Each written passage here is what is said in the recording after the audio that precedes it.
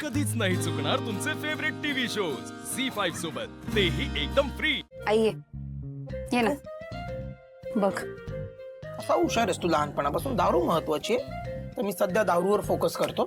तू तुझं दुःख तुझ्या जवळ ठेव, पण एक अट आहे भाई। बोल बोल। मी दारू पिताना मध्ये बोलायचं नाही, मी विचारेल तेवढीच उत्तरं द्यायची, चकणा खायचा नाही। काय जो दारू पितो तोच खाऊ शकतो, हा नियम आहे भाई। टेबलचे नियम आहेत ते पाळायला पाहिजेत, नाहीतर पाप लागतं। चला 100%। शांत राहा, विचारेल त्याची उत्तरं नाही तर गप्प बसून राहा, मला एन्जॉय करू। हो पण कीर्ती, आशाने ग्लासला हात सुद्धा लावलेला नाहीये। पण त्याचीच भीती वाटते मला, तो वाईट वाटेला जाईल जसं मागच्या वेळेस पण तो गेलाच होता ना। आणि तरीही ती मुलगी त्याच्या आयुष्यातून काही जात नाहीये। मला आशूची खूप काळजी वाटते अगं। अगं पण काय करू मी काय जबरदस्ती करू त्याला? मी त्याच्याशी बोलले, सांगितलं तुला। आता जोपर्यंत तो निर्णय घेत नाही तोपर्यंत आई बरोबर आहे तुझं, बरोबर आहे। तो म्हणेल ना त्याला वेळ लागतोय, पण मागच्या वेळेस तो सुहास सोबत गेला होता तेव्हा किती दंगा झाला होता, आठवते ना तुला? त्यात त्याचे ते मित्र तसे, का नाही जाणार तो वाईट वाटेला? आणि आज तर तो गॅरेजमध्ये गेला होता तिला भेटायला। मला खूप भीती वाटते पुन्हा तो त्या मार्गाला जाईलही। नाही नाही नाही, असं काही होणार नाही ग।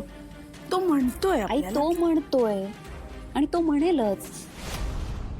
हे बघ, माझं इतकंच म्हणणं आहे, नेहा खूप चांगली मुलगी आहे आणि आपल्याकडे फक्त एकच महिना आहे, खूप कमी वेळ आहे आपल्याकडे। लवकरात लवकर ना काही तो डिसिजन घ्यावा लागणार आहे आपल्याला। आई तू जरी थांबलीस ना तरी नेहाची आई नाही थांबणार आहे, आणि ती तिच्या मुलीच्या चांगल्याचा विचार करणारच ना। लवकरात लवकर निर्णय घ्यावा लागेल एवढंच, नाहीतर एवढी चांगली संधी आणि एवढी चांगली मुलगी आपल्या हातातून निघून जाईल। चालणार आहे तुला?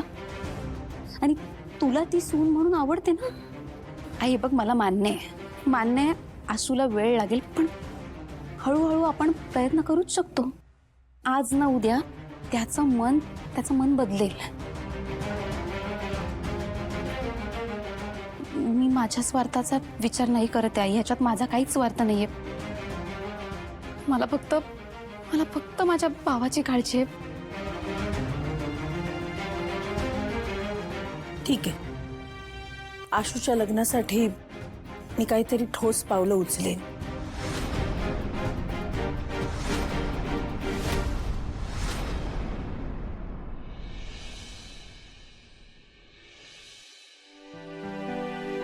आशू हे घे, खा। किती कमी खातोस तू? बास काय, बास स्वतःची जरा काळजी घेत जा। हे घे, खा। Ashu good morning. Good morning. Ashu, या त्या फाईल्स तुला द्यायच्या होत्या ना? ओके, बघतो मी, बघतो। आशू, त्या कामगारांच्या बोनस प्रकरणी माझ्या हातून खूप मोठी चूक झाली, पण मला आता त्याचा पश्चाताप होतोय। ओके, तो विषय राहू दे, झालं ना? आशू, अरे राहू दे म्हटलं तर मी माझ्या मागच्या चुका कशा सुधारणार? पण मला एका गोष्टीचा आनंद आहे की माझ्या जागी आता नेहा आली आहे। नेहा खूप हुशार आहे आणि तिच्या कामात ती चोख आहे अगदी। नाही, आहेच ती हुशार आहे, तिला इंटरेस्ट आहे कामात आणि आवडही आहे, जबाबदारीने काम करते। हो, पण फक्त कामाच्या बाबतीत नाही सुहास, नेहा सगळ्याच बाबतीत हुशार आहे। म्हणजे पूजेचंच घे ना आता, मी तिला फळं आणायला सांगितली पण नव्हती, पण ती आठवणीने घेऊन आली। सगळ्यातलं सगळं कळतं नेहाला। कीर्ती, बघ ना, कधी कधी काही लोक अगदी सहज अनपेक्षितपणे आपल्या आयुष्यात येतात ना। अर्थात आता नेहाचंच घे। मागच्या वेळेस आशूच्या आयुष्यात जे काही झालं, म्हणजे जो काही त्याला धक्का बसला होता, त्याने तो व्यसनाकडे वळला होता। यावेळेस सुद्धा आशू, मला तुझी तीच काळजी होती, पण आता असं काहीच झालं नाही। ह्याचं एकमेव कारण म्हणजे नेहा। ती आयुष्यात आली आहे म्हणून असं काही पुन्हा घडलं नाही. शेवटी संगत महत्वाची ना. अगदी अगदी खरं आहे. कीर्ती, आत्ता मला हे बोलावं की नाही कळत नाहीये. नाही नाही, बोल बोल.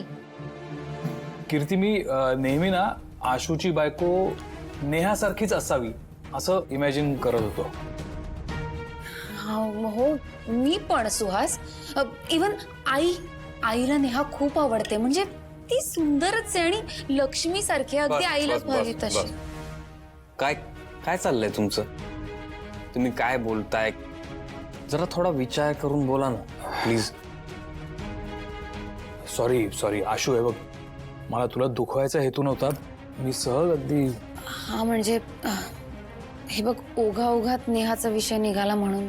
नाही, मला माहिती आहे ओघाओघात विषय आला, पण आता तो विषय बंद करा. परत मला या विषयावर इथे बोलायचं नाहीये. आशू, खाऊन जा ना. नाही झालं मला. आशू,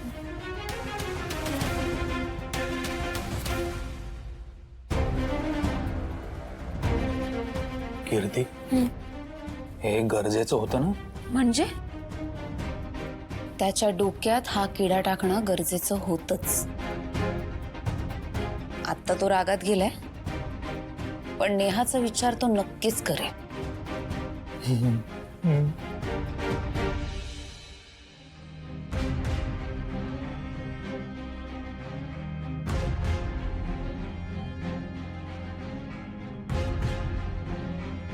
शिवा, सॉरी.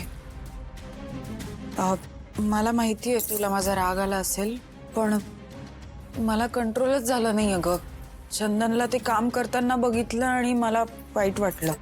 नाही, बरोबर आहे दिव्या तुझं. म्हणजे चंदन या घरचा मोठा जावई आहे, त्याला अशी कामं देणं.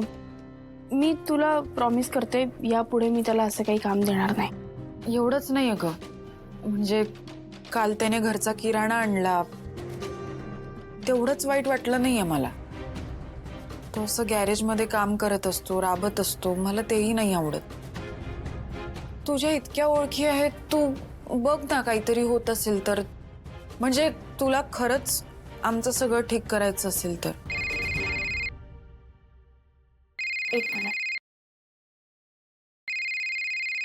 हा भाई बोल. शिवा, पक्या घरी आलाय. भाई साहब, तुम्ही पोचा, मी आले. हा, पक्याला तर मी काय सोडत नाही आता. हा, मी येते, तुम्ही पोचा, मी आले. हा, ये. दिव्या ऐक ना, मला जायचं, मी तुझ्या नंतर भेटते, बोलू आपण.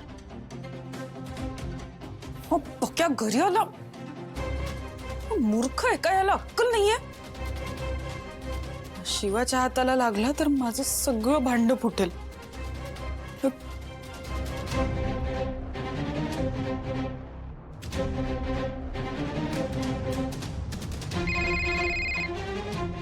हा मॅडम.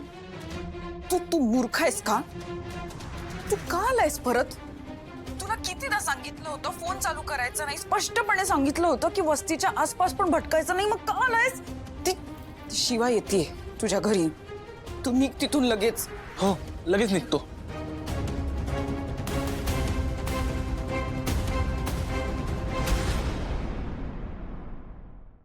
झी5 ॲप डाउनलोड करा आणि पहा सर्व एपिसोड्स एकदम फ्री.